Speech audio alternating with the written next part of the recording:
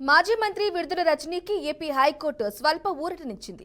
రజనీ, ఆమె పీఏతో పాటు పోలీసులు వేధించారంటూ చిలకలూరిపేట నియోజకవర్గ టీడీపీ అధ్యక్షుడు పిల్లికోటి హైకోర్టులో పిటిషన్ దాఖలు చేశారు. సోషల్ మీడియాలో పోస్టులు పెట్టానంటూ 2019లో అప్పటి పట్టణ సీఐ సూర్యనారాయణ తనను అరెస్టు చేశారని, తనను కోర్టులో ప్రవేశపెట్టకుండా తీవ్ర ఇబ్బందులకు గురిచేశారని పిటిషన్లో పేర్కొన్నారు.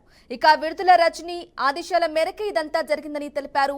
కులం పేరుతో తనను వేధించారని చెప్పారు. దీనిపై పోలీసులకు ఫిర్యాదు చేసినప్పటికీ వారు స్పందించలేదని అన్నారు. అందుకే న్యాయం కోసం కోర్టును ఆశ్రయించాల్సి వచ్చిందని తెలిపారు. ఈ మేరకు పిటిషన్ను విచారించిన హైకోర్టు రజనీతో పాటు ఆమె పీఏపై కఠిన చర్యలు తీసుకోవద్దంటూ పోలీసులను ఆదేశించింది. తదుపరి విచారణను ఫిబ్రవరి 20కి వాయిదా వేస్తున్నట్లు ప్రకటించింది.